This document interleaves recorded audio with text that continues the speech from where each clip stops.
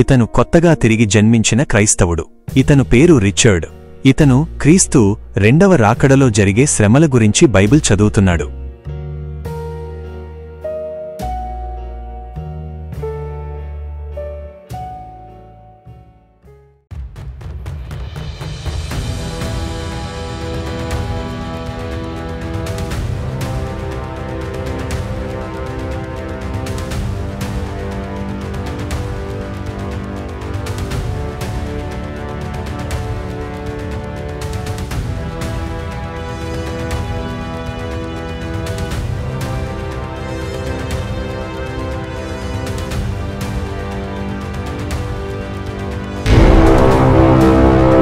అతను కొంతమంది దేవదూతలు బూరలు ఊదడం చూశాడు.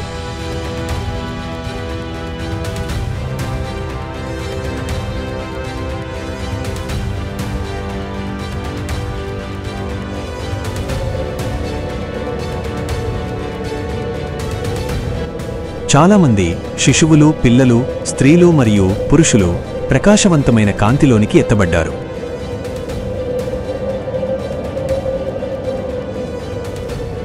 యేసు ఆకాశంలో ప్రకాశవంతమైన వెలుగులో ఉన్నాడు.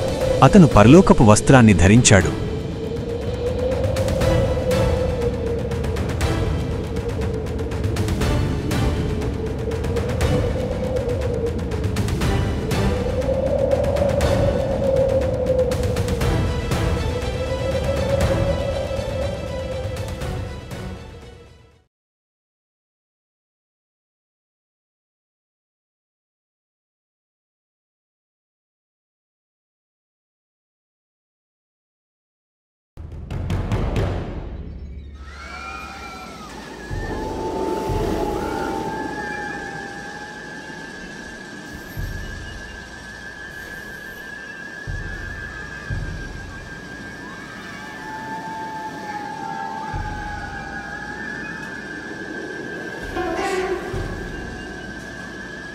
చాలామంది ప్రతిచోటా బిగ్గరగా అరుస్తున్నారు.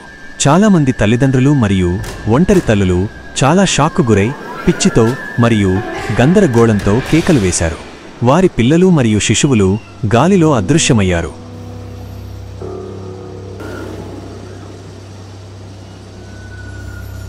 చాలామంది వేగంగా పైకి క్రిందికి వెళ్తున్నారు. కొంతమందికి తాము ఎక్కడికి వెళుతున్నారో కూడా తెలియలేదు.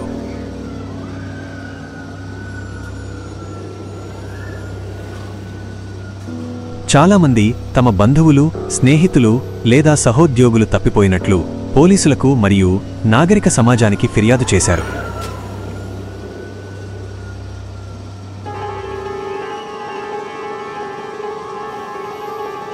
ప్రతిచోటా హింస చెలరేగింది. దెబ్బలు తిన్నవారు మరియు గాయపడినవారు అనేకులు ఆసుపత్రులలోకి చేర్చబడ్డారు. చాలామంది చనిపోయారు.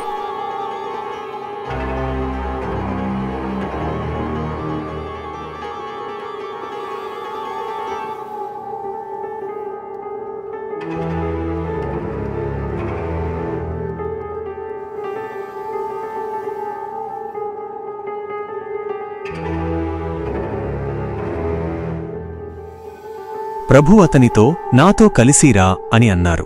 అతను ప్రభువుతో కలిసి వెళ్ళాడు.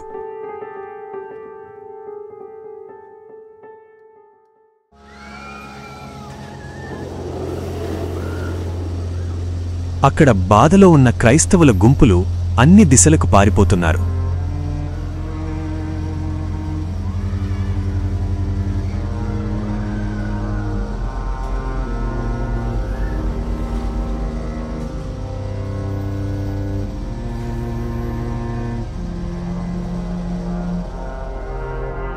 బయట చర్చి వద్ద దుఃఖంతో ఉన్న క్రైస్తవుల గుంపు నిలబడి ఉంది. వారు అక్కడ తమ పాస్టర్లను చూడాలనుకున్నారు. కాని నిజమైన పాస్టర్లలో కొద్దిమంది మాత్రమే యేసుతో వెళ్ళిపోయారు.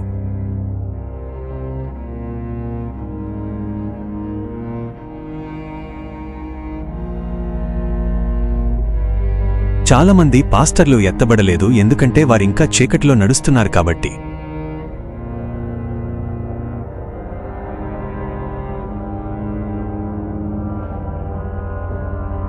ఈ చర్చి అతను రోజూ హాజరయ్యే చర్చి. ఈ క్రైస్తవులు ఏడుపు మరియు దుఃఖంతో నిండి మోకాళ్లపై తీవ్రంగా ప్రార్థన చేస్తున్నారు. దుఃఖంలో ఉన్న క్రైస్తవులను దేవునికి ప్రార్థన చేస్తూ మొరపెడుతూ ఉండమని పాస్టర్ మరియు పెద్దలు ప్రోత్సహించారు. వారు తమపై దయచూపమని నిరంతరం ప్రభువుకు మొరపెట్టుకుంటున్నారు.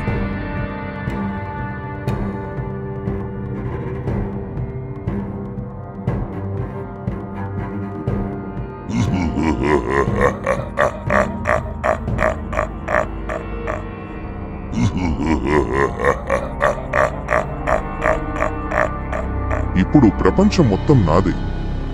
నేను కోరుకున్నదంతా చేయగలను. నేనిప్పుడు స్వేచ్ఛగా ఉన్నాను. ఎవరైనా రక్షింపబడాలని కోరుకుంటే మీరు నా దగ్గరకు రావడానికి అనుమతిస్తున్నాను.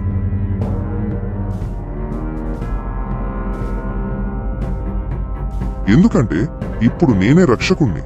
నా ముందు మీరు నమస్కరిస్తే మీరు స్వేచ్ఛగా ఉంటారు.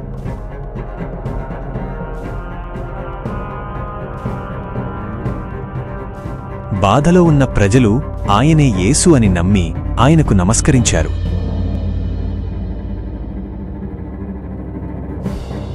క్రైస్తవులు వారి నుదుటిపై మృగము యొక్క గుర్తు అనగా 666 పొందారు.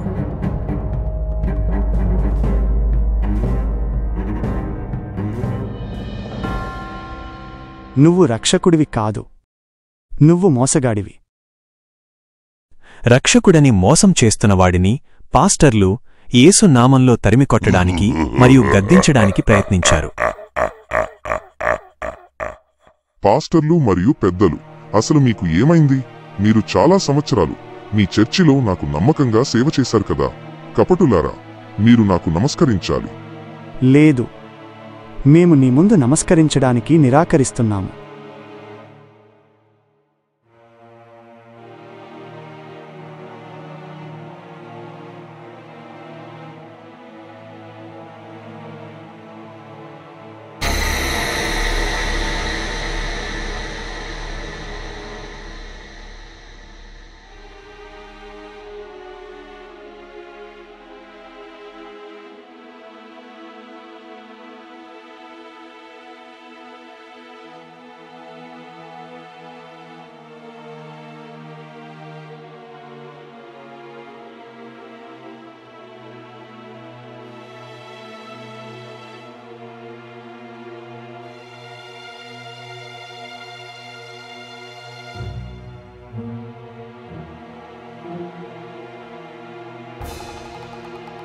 ఆ గుర్తును తప్పించుకోవడానికి అతను పారిపోయి ఇంటికి తిరిగి వెళ్ళాడు.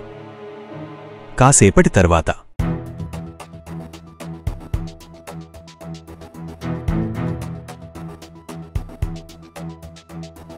టీవీ న్యూస్ లైవ్కు స్వాగతం.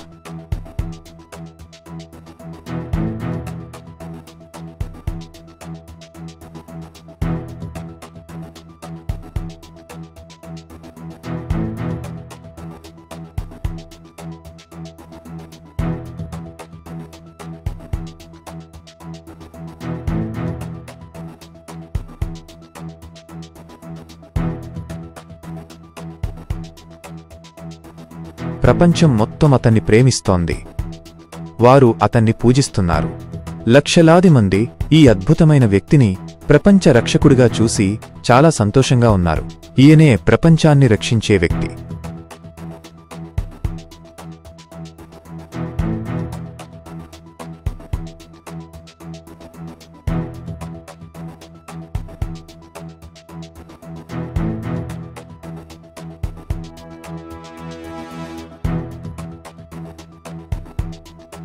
అన్ని అంతర్జాతీయ బ్యాంకులు రక్షకుడు అనబడే ఈ అబద్ధ క్రీస్తుకు చెందినవే. ప్రపంచవ్యాప్తంగా వార్తలు ఈ అబద్ధ క్రీస్తుచే నియంత్రించబడుతున్నాయి.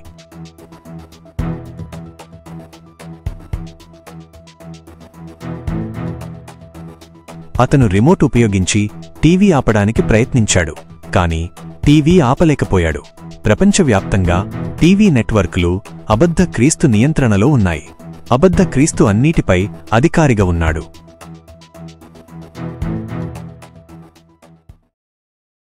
అయ్యో, నేను ఏమి చెయ్యాలి? నా జీవితం అయిపోయింది. ఈ దుష్టుడి నుండి దాక్కోవడానికి ఎక్కడా స్థలం లేదు. నేను ఏమి చెయ్యాలి? నా జీవితం అయిపోయింది. నేను ఏమి చెయ్యాలి?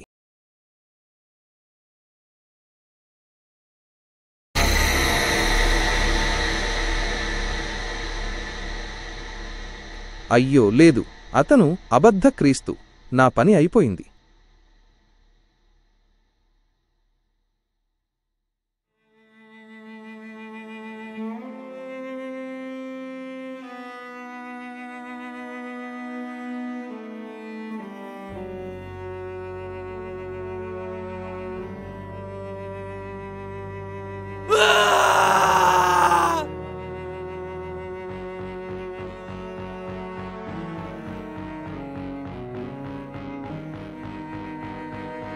మానవులలో చాలామంది చనిపోవాలని ప్రయత్నిస్తున్నారు, కానీ వారు చనిపోలేకపోతున్నారు.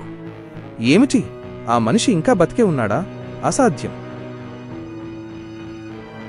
ఆ దినములలో మనుష్యులు మరణమును వెదకుదురుగాని అది వారికి దొరకనే దొరకదు. చావవలెనని ఆశపడుదురుగాని మరణము వారి యొద్ద నుండి పారిపోవును.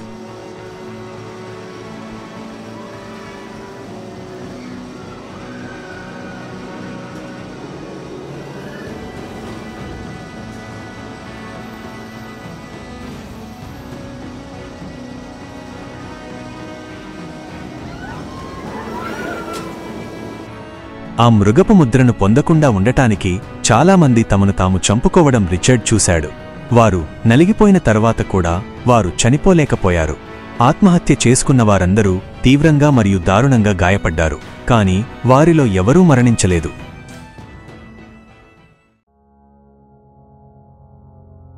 రిచర్డ్ చాలామంది ప్రజలు మరియు క్రైస్తవులతో కలిసి పర్వతం పైకి వెళ్లాడు. ఈ శిఖరం దేవుడిని సహాయం మరియు దయకోసం వారు మోకరిల్లి ప్రార్థించే శిఖరం.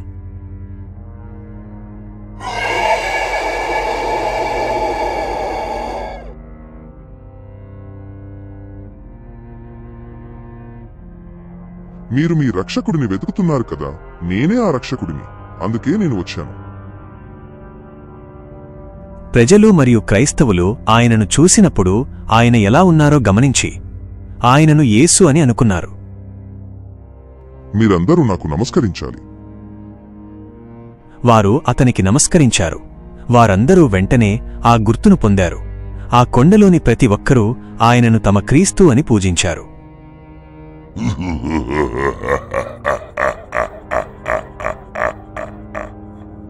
రిచర్డ్ అబద్ధ క్రీస్తు నుండి వేగంగా పారిపోవలసి వచ్చింది.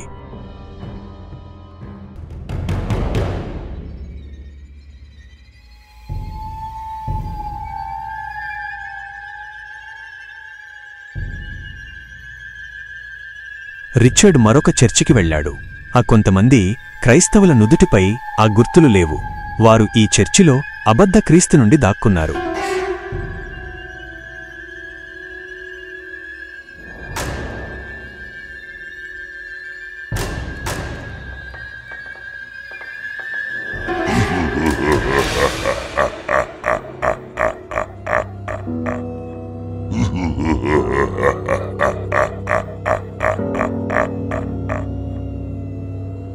మీరు ఎందుకు దాక్కున్నారు? మీకు శాంతి కలిగేలా ఆ గుర్తును ఎందుకు పొందకూడదు? మేము ఇప్పుడే కాదు, ఎన్ని రోజులైనా కూడా ఆ గుర్తును పొందము.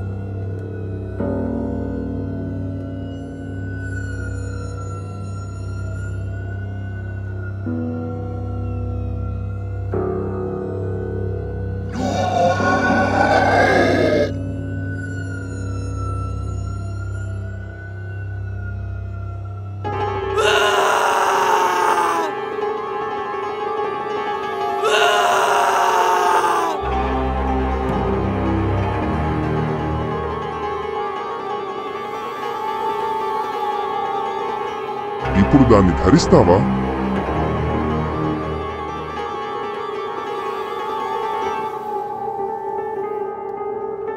అందరూ తమకు ఇష్టం లేకపోయినా ఆయనకు నమస్కరిస్తున్నారు.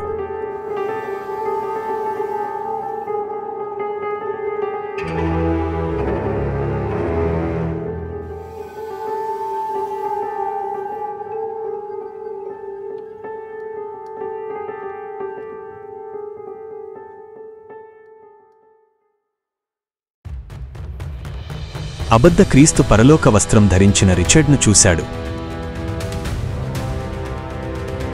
నా గురించి అన్నీ తెలుసుకుంటున్న ఆ వ్యక్తిని బంధించండి, అతన్ని నాకు అప్పగించండి.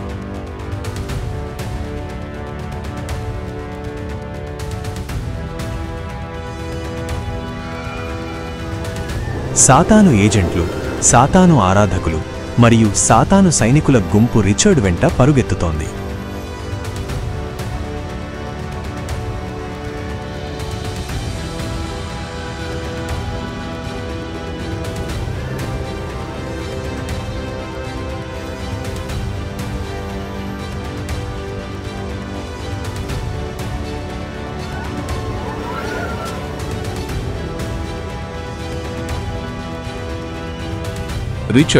రిచర్డ్, నువ్వు ఇంకా ఈ ప్రపంచంలో అబద్ధ క్రీస్తు నుండి పారిపోయి దాక్కోవాల్సిన అవసరం లేదు.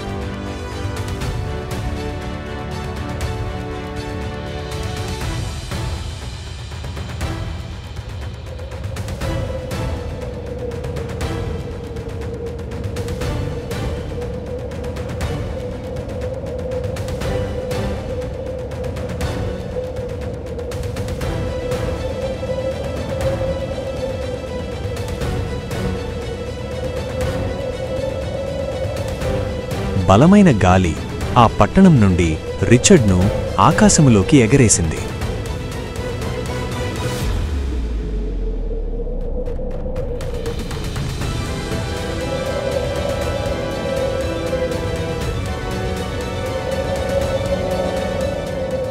ప్రభువు రిచర్డ్తో ఇలా అన్నారు, రిచర్డ్, నీకు ఇదంతా నేనే చూపించాను. ఇప్పుడు సమయమైంది. తిరిగి నిన్ను నీ సమయానికి పంపిస్తున్నాను. తాను బైబిల్ చదువుతున్న సమయానికి తిరిగి వచ్చేశాడు. ఈ విధంగా అబద్ధ క్రీస్తు మొత్తం ప్రపంచాన్ని ఎలా పరిపాలించబోతున్నాడో ప్రతిదాన్ని అతను చూశాడు. ఇది చాలా శక్తివంతమైన మరియు వివరాలతో కూడిన కల లేదా దర్శనం గురించి చెబుతుంది. ప్రియమైన దేవుని పిల్లలారా, ఈ వీడియో మీ విశ్వాసాన్ని బలపరిచిందని మేము ఆశిస్తున్నాము. దయచేసి ఈ వీడియోను లైక్ చేయండి, మీ అభిప్రాయాలను కామెంట్ రూపంలో పంచుకోండి, మరియు ఈ వీడియో మీ కుటుంబ సభ్యులు, స్నేహితులతో షేర్ చేయండి. ఇలాంటివే మరిన్ని ఆత్మీయమైన వీడియోలు పొందడానికి మా ఛానల్ను సబ్స్క్రైబ్ చేయండి. దేవుని కృప ఎల్లప్పుడూ మీతో ఉండుగాక.